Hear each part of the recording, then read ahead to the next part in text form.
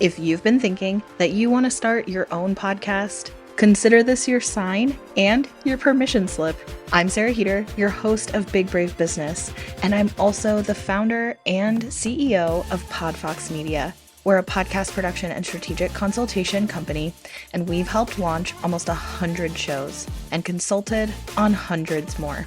In 2024 and beyond, there are so many choices out there for podcast editors or managers or even production teams. But the difference when you work with Podfox Media is that you get access to not just our strategic support, and believe me, we are some of the best in the business, but also our core values. And that's something that I know if you've been listening to Big Brave Business for a while, you are well familiar with. If you know you want to work with a team that has your back and is actively working to change the world through revolutionary podcasting, working with thought leaders in a ton of different industries whose voices might be underrepresented in their communities or their industries or in podcasting, because let's be honest, it's a middle-aged white dude's game.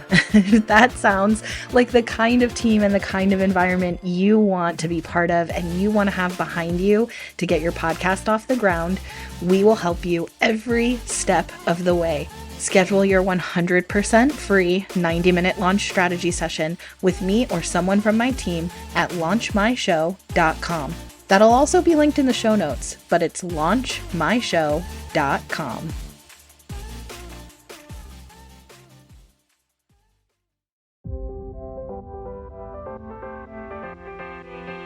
Welcome back to Big Brave Business. I'm your host, Sarah K. Heater.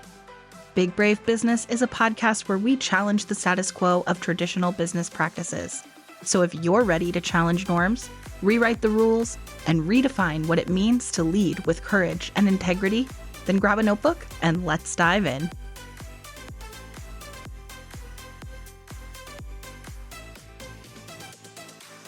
Welcome back to the Big Brave Business podcast.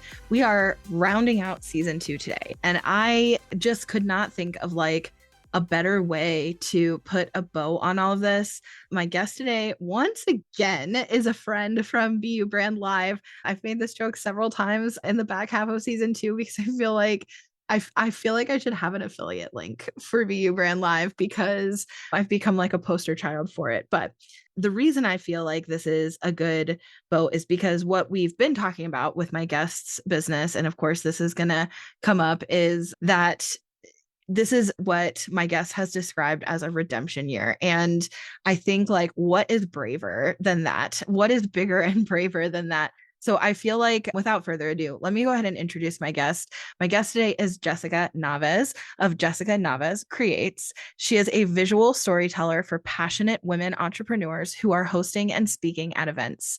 She describes herself as your creative partner, helping you up-level your events through cohesive visual storytelling, creative directing, and attendee experience focused strategy. Welcome to the podcast. Hey. It's been a long time coming. I feel like we planned this super far in advance because we met in September of last year, and we're recording this at the end of March. So it's been a long time that we've been kind of plotting, but you have lived a lot of life in that time. And so let's a lot has happened in that time period. Yeah. And prior to the event, I went on medical leave. I went to the event. Then afterwards, I ended up losing my 9-to-5. And I had surgery in February, and now it's March. And that's why I say it's my redemption year, because there's a lot has happened. I filed for bankruptcy, and I'm relaunching both of my businesses, me as a freelance visual storyteller and my art business. Yeah. That's why my redemption year of. And I feel like this story just fits so well into everything that we talk about of why entrepreneurship is so important and why I'm just such a big advocate for it, because I think that this kind of corporate structure doesn't really fit life. It doesn't really make space for life. One thing that made me really look at myself is one of my clients is a stage 3 cancer survivor for colon cancer. And I was seeing her do like lives on TikTok and stuff. And I said, how do you have the energy to do that? And then she like straight face looked at me and she's like, I don't understand how you haven't a 9 to 5. And then I kind of like looked back at it and I was like, the job was killing me. Mm. Like mentally, physically, I was not doing well. And when it ended up happening, my husband's like, no, you're doing your stuff now. Like you've this isn't what we thought was going to happen, but like embrace the change and go ahead for it. Like you say you've been wanting this for the last 5 to 10 years. And I was like, maybe. Now I'm like, well, no, this is what I want to do. Yeah, I really feel that story, that kind of backstory so much. And I think a lot of people listening can relate who have ever had a 9 to 5 and left that life, because I've used that exact phrase, not just about myself, but about my partner, watching a job kill my partner. And not literally because he's alive, but saying, Yeah, I was it is. watching this job killing you. Like it was going to kill you. That is the path. That's the direction that the corporate toxicity can take when a job really turns to a situation that doesn't serve your life. Yeah, And at the end, I was literally having to explain myself and explain my job every single day. And I'm like, this is not healthy for anyone. no. And with also having a chronic illness, it made me realize I was like, oh, I need to start listening to my body. So like now it's oh, I need to take a nap in the middle of the day and I can go back and work on it at 5 o'clock in the morning. Awesome. And Yeah. no one cares. Yeah. And I think, yeah, you're your own boss, so you'll have to answer to you. Also, I think that there's a lot of power in rewriting the story, because when we're in a situation where we feel like we have to explain ourselves at work and it's not working out, and then it doesn't end well, right? Like thank God it ended, but it doesn't look like a good ending no matter what it is, whether it's their choice, your choice, whatever. You don't leave feeling like good about what happened there, and that sucks. And so I think getting to rewrite that story even before you bring in all of the other elements, like you talked about having surgery, etc., like even without bringing in all of those other elements, that already looks like a redemption arc, right? Like being able to rewrite that story for yourself, that narrative for yourself, and building your sense of self from getting to choose. And so you said like, and I don't even remember the exact phrase you used about like kind of getting clarity on what it is that you want to do. And so let's talk about that a little bit. Like, what has that looked like as far as kind of getting to rewrite that narrative and getting to redefine your sense of self? What has that looked like for you? A lot of it, well, because I've done graphic design since I was a teenager. And I was like, I can do graphic design for everyone. And everyone's like, you got to niche down. And I was like thinking about it. I'm like, what am I doing? Like, what's going on? I was like, okay, the company I worked for was a production and event company. And the past couple of years is I've been trying to get into rooms with people that are hosting events and doing workbooks and presentations and proposals. And I've done it for small women's groups to multi-million-dollar companies. So that range was like, oh, why don't I just keep focusing on that? I already have the experience. Like if someone goes and looks at my LinkedIn, it's like, oh, she's already been doing this kind of thing for almost 10 or over 10 years. And it's like, okay, if I already have that knowledge, that it gives me the more credibility. And I'm starting to be already known in that space because I've been working towards that for the last couple of years of not hosting events, but working with people that are hosting events and either sponsoring or helping them with their workbooks and presentations. I think this is a cool business model too, because number one, huge benefit that then you get to be in the rooms that you're helping cultivate the visual assets for. And what a cool opportunity, first of all, because it's fun. I just think conferences are and events are so much fun. And that is one of my favorite ways to spend my time. But it is a lot. It's expensive and there's a lot of travel involved, etc. Or there can be. So I think kind of getting that opportunity to like be in more rooms is really cool. And then the other major benefit that I see is that one of the most common things that happens when you go to a conference or event is you start planning what you want your conference or event to look like. So all the other people who are in the room with you are potential additional clients for you, which I think is also really cool. And I can relate to that in my own business with producing podcasts because I get paid to listen to people's podcasts and I get essentially paid to learn from the clients that I work with. And I just think that is one of the best parts of my business model. So I feel like even though it's different, I I, feel like I I can relate. I've been doing some YouTube video editing for people, and I was like the same thing. I was like, I'm not this person's target audience, but I'm learning stuff. And it was like Totally. the same because you're like, I'm gonna have to listen to this 20 times to make sure the sound is correct and it words are correct. But it it's yeah, it made me realize a lot of things. Like what? Like going through like this process of like trying to now that I said this is what I'm doing, people are like, yeah. And I'm like, okay. But it made people are like, I'm so proud of you for like picking something and going through with it because I am very much a what is it called when you're stuck and can't analysis paralysis of like not making a decision. And I'm just like, you just have to go with it. Like the only way that you're gonna learn is go and do stuff. Yeah. And I was watching something from Gary Vee the other day, and it was like, you're in your 20s to 30s, that's when you're supposed to fuck up. And I'm like, okay, I'm 36, but okay. Yeah.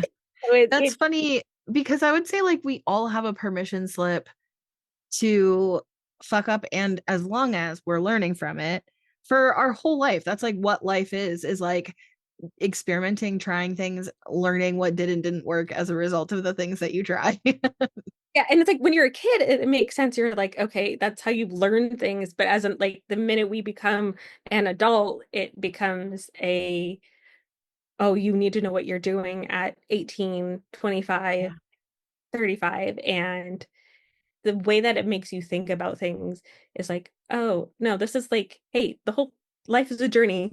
It's Yeah. like, oh, it's not about the destination, it's about the journey. And it's like, yeah, nothing comes with a life doesn't come with a manual. You kind of have to make it as you go.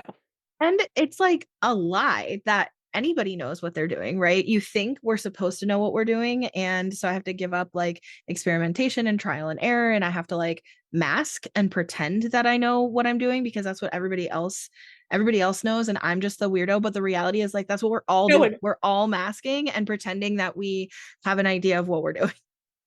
I was talking to one of my coaches and she said she did like did a program with somebody with these people, came back and they had like a reunion and they all like were faking it. And then they all kind of went back and then they like ended up having like a real conversation afterwards. And then everyone was like, oh yeah, I don't know what I'm doing. Or I didn't make that job. Or yeah, I got the job. Or like it was all they were all fronts of, oh no, I'm a bunch of shit's hitting the fan and I need help versus asking for help. They just were like, no, I'm good. And like I know social media kind of like portrays that sometimes, but I'm starting to see more and more people like showing, hey, like this is the ugly side of it, or hey, you can have a hobby and not make money from it. And it You was like can? Are you sure? you can do things that you enjoy. I mean, like how I started my sticker business and my art side of my business is I was starting to look at quotes on TikTok and I was like, oh, I like this one. I'll make one. And then I literally sent it to her and now she's been like she's one of my clients. And it was just I doing so much art and drawing and work for other people that I was like, oh, I'm not doing it for myself. And that kind of started me doing it. Because when I sponsored events at first, I didn't have faith in myself. So I wasn't even doing it under my name. I was doing it under my art name, which is Stick of the Art. And when I was doing that, I was like, I don't think I was afraid of putting myself out there, but I also was like, I don't want to know what people are going to say. Even though everyone's like, hey, your work speaks for itself. You just need to show up with it. And I'm like, oh, there's that part. Yeah, I think actually this is such an interesting because you mentioned like, oh, you can do things that you love without having to monetize every hobby. And that is like such an entrepreneurial thing of like, anytime we like something or are good at something, we find ourselves starting to plot like, how can I monetize this? Like, how can I make this another stream of revenue? And especially when we're struggling to hit revenue goals, because it's like, I will do whatever it takes to hit a revenue goal. Like, I just need more money, I need more cash, right? I think that it's a common way to approach life, once you start thinking in terms of entrepreneurship, you want to monetize everything. And I feel like this is an added layer of complication for creatives because when art is part of who you are, it's like, yes, creating, you deserve to be compensated for your art, and creating art is a commodity in society. Like having art is a commodity. Like art is ingrained in everything we do. And yet it's also like attached to your core identity. Whereas I can say, like, editing a podcast is not a part of my core identity, right? Like, It's being not a connected. founder is Yeah, part of my identity, but it's not connected in the same way. And sometimes, like, if you go to an event, and this year I mean, because of surgery and everything, I haven't done any like markets or anything. But when you're going somewhere and you're looking at someone's artwork, that's part of them that is there. So if you're making a comment and it's like, or it's really good, or they're like, I'm gonna go put this on my thing, or makes them super excited. yeah. So I think to be able to conceptualize, like how you said when you decided you were going to kind of niche down to focus on supporting events, because that's what you've already been doing for 10 years, you kind of have already created that niche for yourself. So you're kind of leaning all the way into it, I think. And then people had the response to you of like, yeah, I mean, we know that that's what you do. Like, of course we know. And you're kind of like, oh, I mean, that would have been cool to like not have had to come to this like whole through this whole process myself. I think it makes sense that it's harder for you to be able to see the forest through the trees, because I think that your perspective is based so much on how much it's tied to your own identity. Yeah. And the other thing was, I didn't know if I was kind of against it because of the experience I had from my former employer. Mm, And if I was like trying to distance myself, and I was like, the clients that I work with there are not the clients I'm going to work with now. Like the mm-hmm, people I'm going to work with are women business owners, women entrepreneurs that have a community. I'm not going to be working with, I'm like, 100%, I'll take them, like with big brands. But it was the people that are going to be in my community, the people that are listening to this podcast are people that are potentially my clients versus how does it, like big box stores or big box mm-hmm, companies mm-hmm. that Or corporate. corporations. Mm-hmm, Yeah. And the way, if you like look at my style, the way I talk, like it's not corporate-y. Like it's about being like yourself and authenticity, but not so much that my old website, if you go to it, my old business website, people are like, they looked at me, they're like, you don't talk like this. Like, what is this? And it just made me realize, like, oh, I need to write as me, not as what I think people need to know of me. Like, I know there's like, you have to have a professional setting and be professional, but get over it. Like, if you're not my people, okay, there's somebody else that's nice and fluffy and that will help you, but that's not me. yeah, yeah, yeah. I think that's so true. And we were saying that right before we hit record as well, because I brought up your website in order to get your updated kind of bio and whatnot, because we've planned this so far in advance. And when I pulled up your website, I was like, oh, I love like the bright, bold colors, because like black and white, yes, but like this bright red and this bright purple, and it's just like very bold. And you said, yeah, I mean, I that's kind of how I am. Like I'm not like the soft, fluffy, kind of girly. That doesn't feel like you. Oh, and I even remember when we were at the event, I was wearing a dress and I was wearing my red Converse, and you're like, I was like, you spoke on stage, and I'm just sitting in the audience, and she's like, no, I'm like, I feel I'm inspired by you, and I'm just like, I was like, I'm just wearing Converse. But you're like, yeah, but most people are like, oh, I have to wear a suit, I have to wear heels, I have to wear. I was like, my feet, no. I was like, I'm Especially gonna. at an event. I think, yeah, that made you really stand out. And also, you weren't just a person sitting there, because you designed all of Oh the yeah, like creatives, right? So at BU Brand Live, you had done like the program and whatnot, and a bunch of stickers, and I don't even know what else. It's hard to remember now. It was a while ago. we did. I think 2023 we did custom buttons. I did name tags, custom stickers, several custom stickers, and the workbooks. Yeah.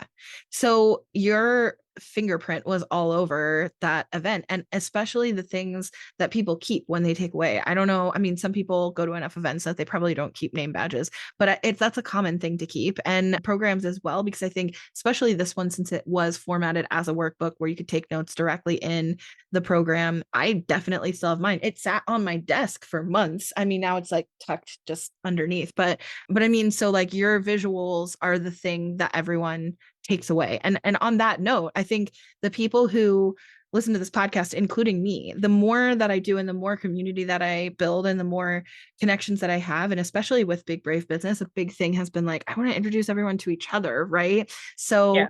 as we start thinking about bringing those communities into event spaces, and especially once you attend event, because like I said, I think that's like the thing everyone, it's impossible not to do. You go to an event, you start thinking about like, what would you do the same? What would you do differently? What would your event look like? Who would you invite to speak, right?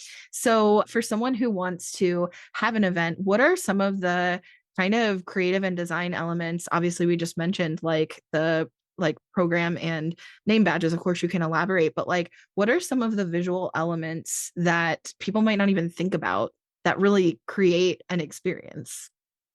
And the first thing you want to think about is thinking about how is they coming into the event? You want to walk through the attendee or participant's experience, because that's going to change how you do things. Even if it's down to if it's an event or you're a vendor at an event, like think about how are people in your booth. I had a client that came to me and she's like, "Hey, I need a banner. I need a 8x10 banner for the back of my booth." And I said, "Well, what else is in the booth? What are you promoting? Are you going to be using this over and over again? Is this for a certain type of event?" And I kept asking her these questions that were very particular of like who, what, where, when, what's going on, what else is like, what is your goal at the end of this? Are you trying to sell the program? Are you just trying to get their email address? Are you trying to sign up for a free consultation?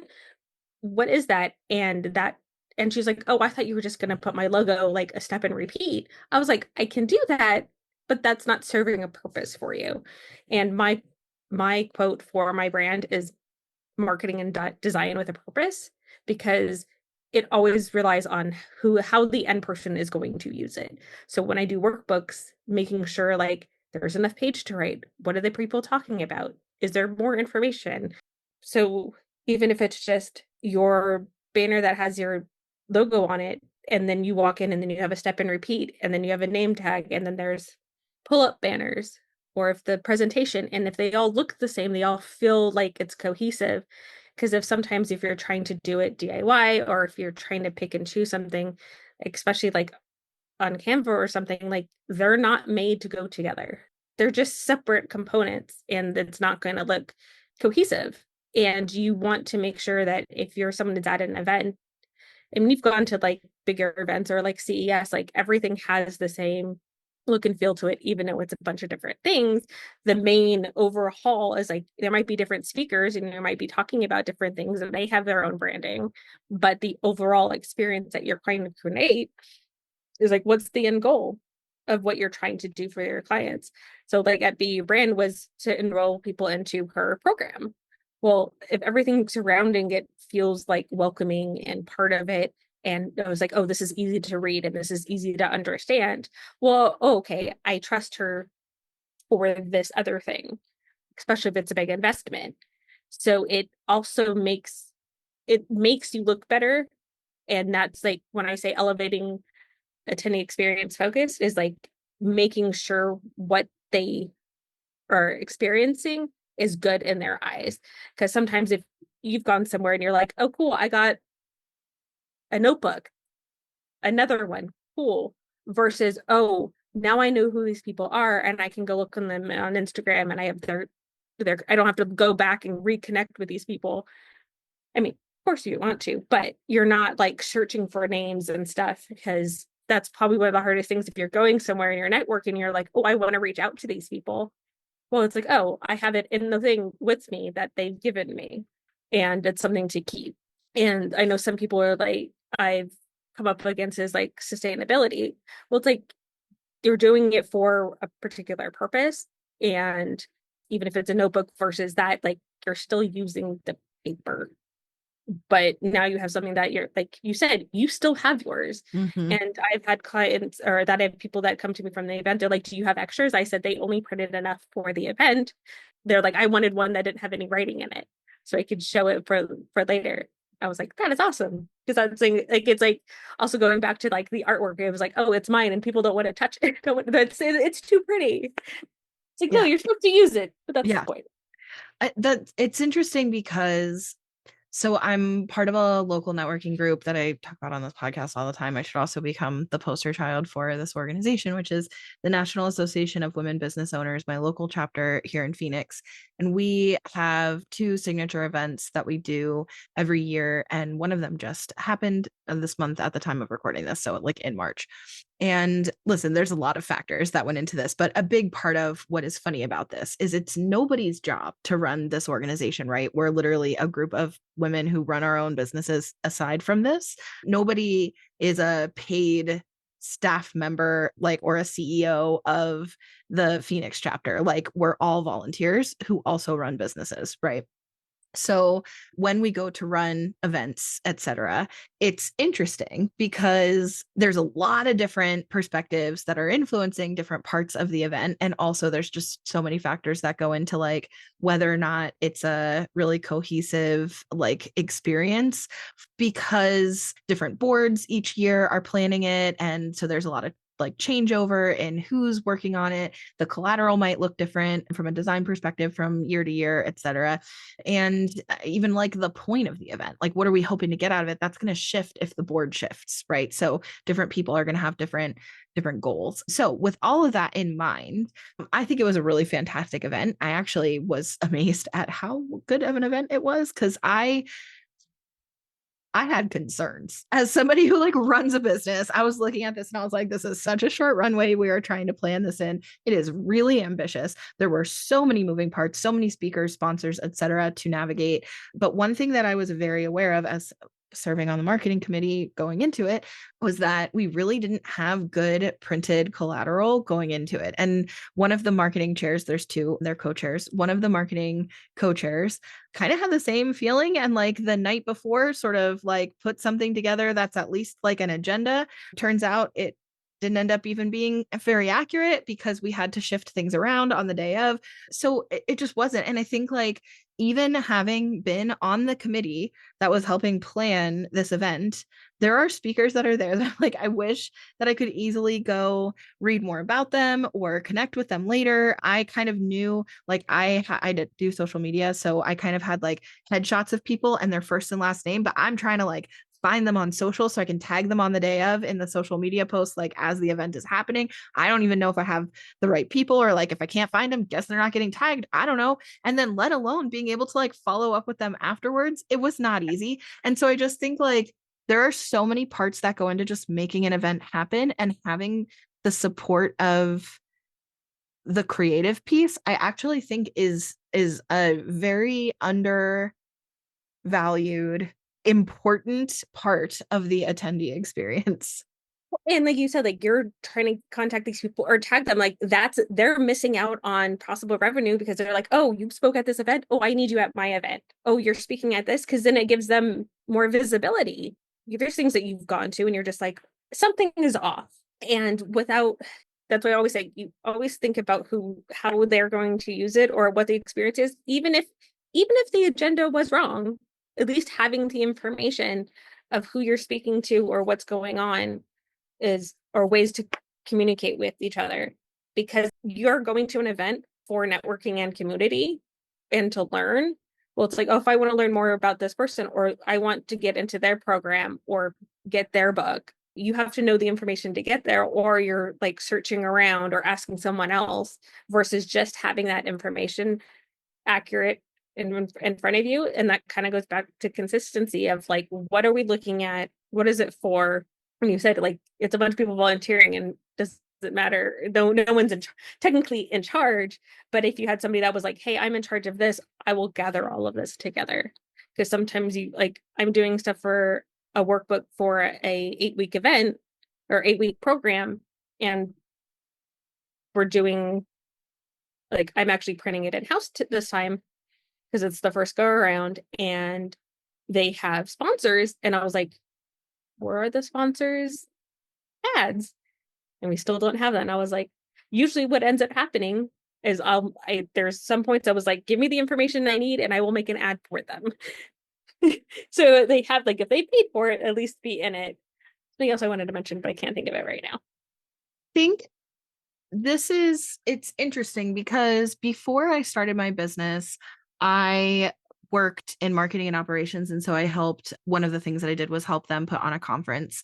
And I designed our program. And I'm not a designer, but I had to design a lot of stuff in the context of that role. So, I mean, when I say I'm not a designer, I didn't have any training, education, resources, Okay. anything like that of what makes effective design. I had to kind of learn by doing / Google stuff and just try to see. And then also use kind of common sense of for myself, what experience would I want to have. But what's interesting is that I can remember trying to think about okay, well, what's the best way to lay this out?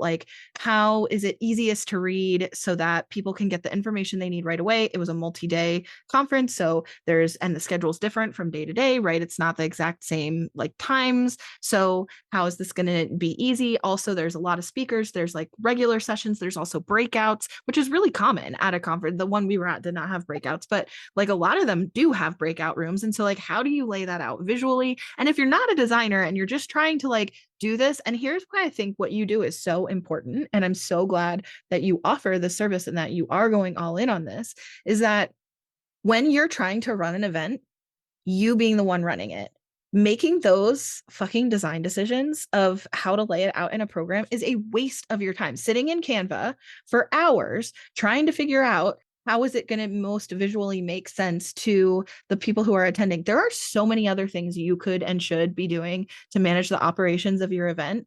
Let somebody like Jessica, frankly, let Jessica, because I know she's good because I went to an event where I saw her actual collateral, who already has experience doing this, do this for you. And then it's going to be good. It's going to meet the needs of your attendees and your mission and vision and brand standards for the event.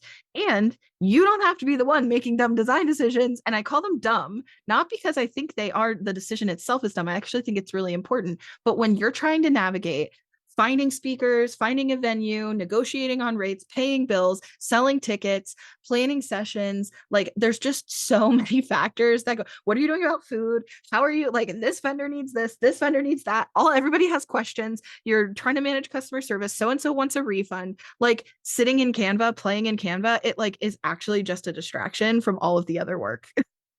Well, and the other thing is I think we talked about this before we went live, is I help you with the printing process. Either I can help get it printed and get it shipped to you. I had a client that I'm based in Las Vegas. She was flying to North Carolina for her event and she lives in New Jersey. She's like, hey, I want to get these printed. And they decided last minute, within 2 days of the event. They're like, oh yeah, we actually want to have these printed. We just don't want to have a virtual people that are there. They don't really have an iPad that they can use and write on. So what we ended up doing is I was like, okay, where are you staying? Where is the event? What time is it? What's my timeline? When do I need to get these printed by? And I went and made all the calls of what I needed to ask for, how many pages was it, what kind of paper. You're not going to know that unless someone just tells you to give me these things.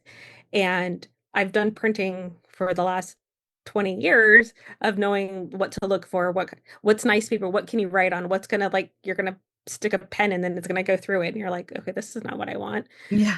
And then that looks bad on you versus oh, everything looks pretty and nice and everyone can use it. And including with being able to do that for her, I was able to get everything for her and all she had to do was go pick it up and then go to the event. She didn't have to worry about who I needed to call, what I need to do. She's like, where do I pay? And when can I go pick it up? And that's all she needed to do. And I had another client that was based in Vegas and she did a book launch and we did custom stickers, custom pins, flyers for the event, a program for the event, and a poster board that everyone could sign for her. And that was from 4 or 5 different vendors. And she wasn't there the week right before the event. So I had to make sure everything was getting there and brought it all there. Yeah, So that's a all lot of moving parts. And I just want to reiterate, I think like when you're trying to do an event, being the one to manage that is just not. And I think there's some more things about this. Number one, I think like not trying to do stuff alone is a big theme in this. And then number two is how thoughtful you are about what people might need and what their experience might be. And I think a big part of this actually lends itself well to the other kind of part of what you and I have talked about before recording, of what you are building this year and in the years to come, which is more of a community space for, well, you say, like, tell me, who is it for, what is it, what and why, like, why does it matter? So I am going to be starting a podcast and a community for disabled and chronically ill business owners. I got COVID in December of 2020, and I have not been the same since. I now have chronic illnesses. I have asthma, which I never had as a child, and things to live with. And with all of the things that have happened, I was like, the more and more people I talk about it, I was on a coffee call with somebody, and there was something beeping in the background. I'm thinking it's their phone. She's like, no. And because I brought up like what I'm trying to do, she was like, oh, it's my insulin pump. And she had type 1 diabetes. And I was like, I would have never known. So me talking about it, it opens it up for other people to feel like they're safe. And when I was in corporate, it was used against me. I can't 100% prove that, but that's very much how I felt. And I was like, I don't want anyone to ever feel that way. And if you're an entrepreneur, you're feeling that way. Like one of my other clients that had stage 3 cancer, she's like, I can't have a normal job, even though like I'm not in remission or anything, but she's like, there's still other stuff that goes on that makes it so I can't do that. But she's able to do different things, different marketing stuff. And with that ability, gives you some kind of freedom that you can listen to your body when you need to, but also it's a very lonely community. Like entrepreneurship in itself is lonely, but when you have a disability and you're feeling like, oh, I'm seeing all these people do all of the things, why can't I do that? And you're like, oh, my body needs breaks. And listening to your body, and also having that community is something that I want to build upon, and interview people that are experiencing that sort of thing, and how did they get through it, how did they have a successful business having a chronic illness, because like if you're getting money from disability, it's very, very small. And if you have your own business but you have the ability to like work it around what your body needs, it's greatly improved. Yeah, I think that this context is so important, and this is why I wanted to bring it up, because not only do I think that's a big and brave conversation in itself, like, oh, we could do a whole podcast just on that, and we have a lot of podcasts that are kind of related coming out in season 3 that are kind of tangential conversations to that, but I think that that's, you're absolutely right. I think entrepreneurship is lonely all the time, and especially when you add in like intersectional identity pieces like having a chronic illness or a disability. And I think that you're also spot on note, like the kind of FOMO of like watching what other people are doing, and then needing a community that can help keep you grounded in your sense of self and your self-worth and your understanding of success and accomplishment and all of those things. And I think the way that this kind of links back to events and like the event experience is that that awareness piece also helps you be uniquely positioned to be particularly mindful of what the attendee experience at events, who's using the materials, who's going through the door, who's coming into the door, what kind of space are you creating, what is the event experience like for that attendee. I think all of those questions with the context of being very mindful and creating and holding community space for people who have chronic illness or disabilities, I think like makes you a more mindful designer. And I think that that is like your superpower in being able to like do the cross section of not only are you a talented artist, but you're also really thoughtful about how people move through life. And one thing is like if you're going through a space, like is it accessible? Is there ways to get around? Is it, because I mean one of the things I watch on like TikTok and Instagram is being a chronically ill person. I've as someone said, she's like, I'm on the sick girl, the sick girl side of TikTok, and seeing like people just trying to go to a coffee shop and they're like, I can't even get through the door because Yeah. there's not accessible around. Yeah. Or I go to physical therapy and the door to get into the actual building doesn't have a handicap thing. And I was on crutches for 2 weeks. I was like, I was literally having to rely on other people to open the door To because physical therapy. to go to physical therapy, I was like, that didn't make any sense. Like the Yeah. building is made by somebody else, but it was just like, this is That not doesn't a, make sense for a space. Yeah. yeah, it's like, it wasn't even, yeah, like the thought process wasn't like, oh, there's gonna be a physical therapy place. Even if there isn't, like it still needs to be accessible from like to get there. I was like, you have handicap placard like spots, but you don't have a way of getting in the actual building without going around or somewhere else, which is not accessible.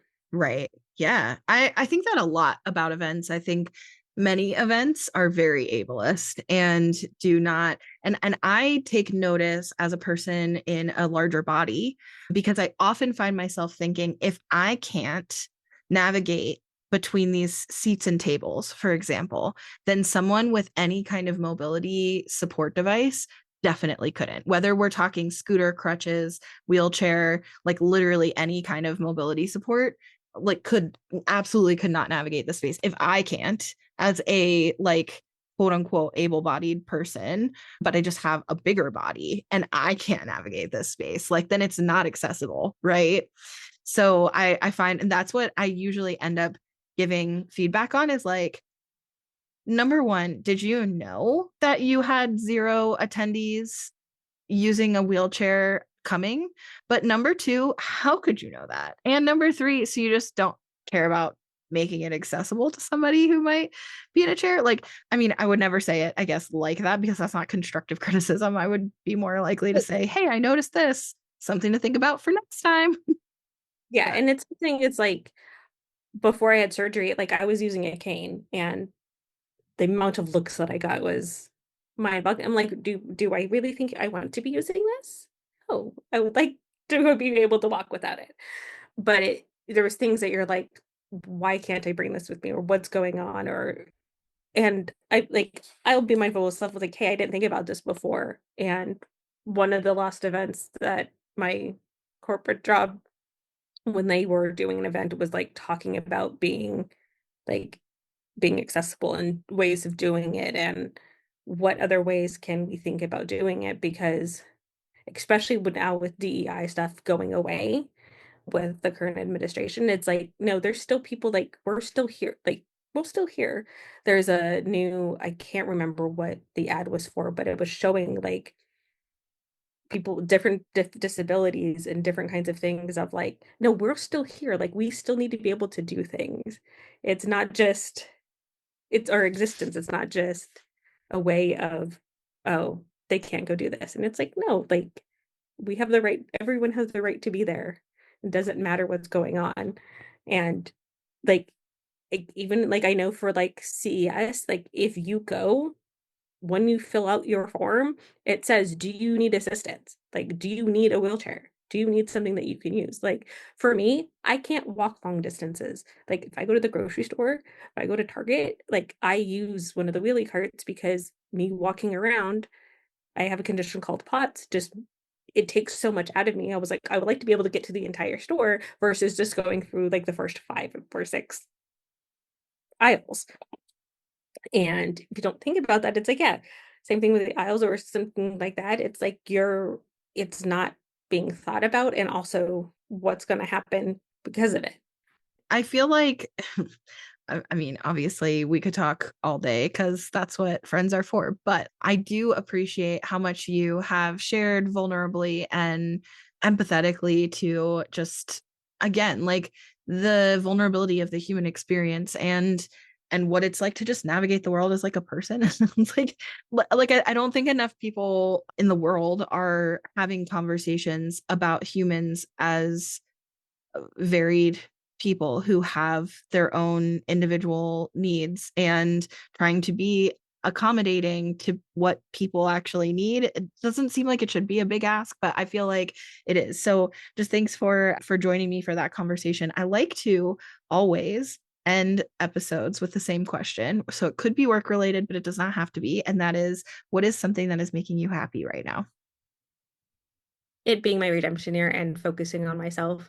2024, my word was if what was for me, and now this year is redemption and just being myself, being true to myself, and getting out there and being not hiding behind something that I thought I needed to hide behind and embracing it.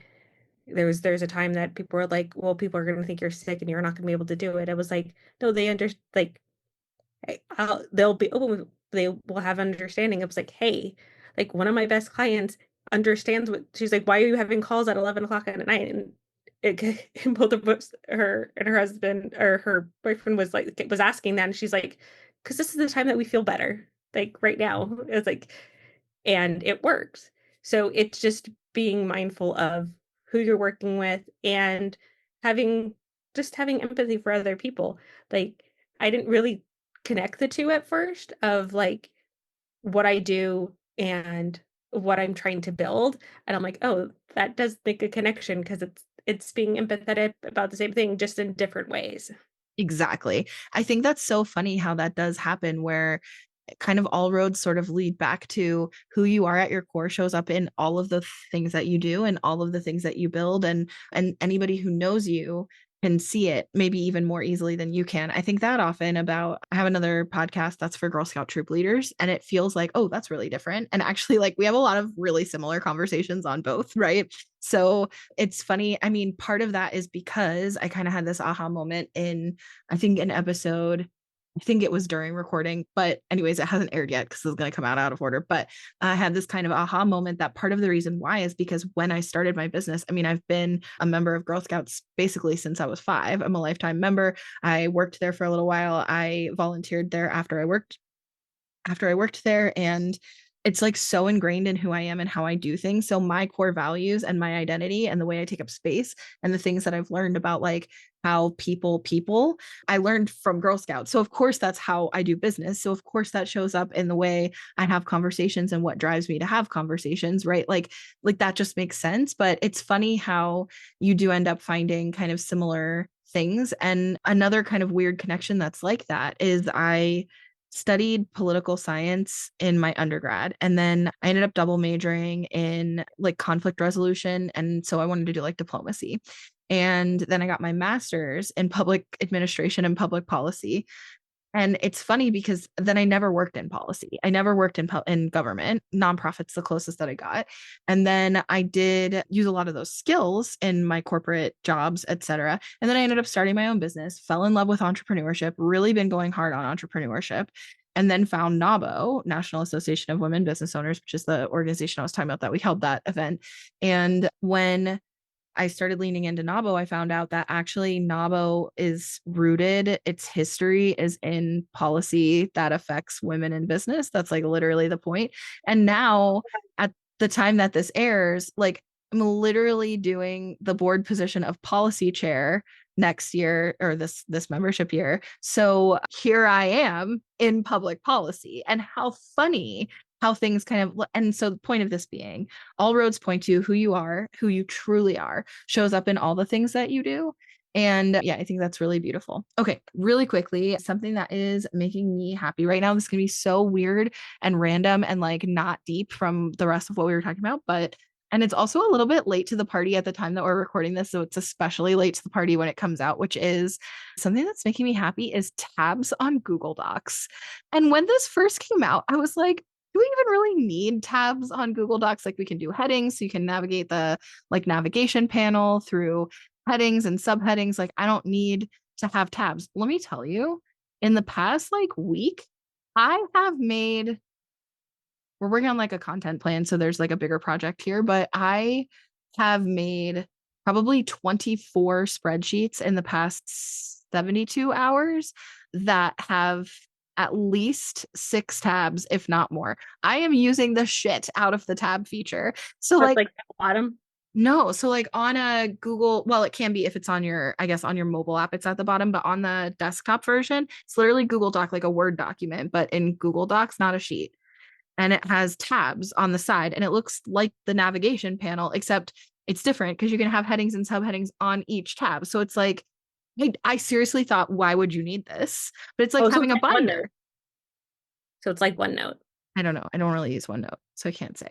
Maybe that's probably where they got it from. But I always thought like, okay, you can have multiple pages. It's a document. So why do you need that? Also, you can have multiple headlines, subheadlines, like H1, H2, H3, and then use the navigation panel. Like, why would you need this? Oh no, it's good. It's really good. It's really good. I like it a lot. Okay, now I know. Because like, I saw the thing come in the side, but I didn't play around with it. And I was like, okay, now I know what that is. Yeah, so I think it's great. So that is making me happy. If you want to connect with me or Jessica, especially if you are planning an event in 2025 or 2026, then definitely connect. Or if you want to connect with a community of other business owners who have disability or chronic illness, then like even more so, you need to connect with Jessica. So all of our links and our full bios, etc., are in the description / show notes of the episode. So you can find us there. Please connect with us. We would love to chat and tell us what things you've noticed about events that are inclusive or not inclusive, or like when you attend events, what do you love about the design or the experience? What would you change? What would you do differently? What are some of the things you think people get wrong a lot? I bet either me or Jessica would love to have that conversation in the DMs. So slide on over there. Thank you so much for being here, Jessica, and to you listening. Thank you for joining us as well, and we'll see you next week.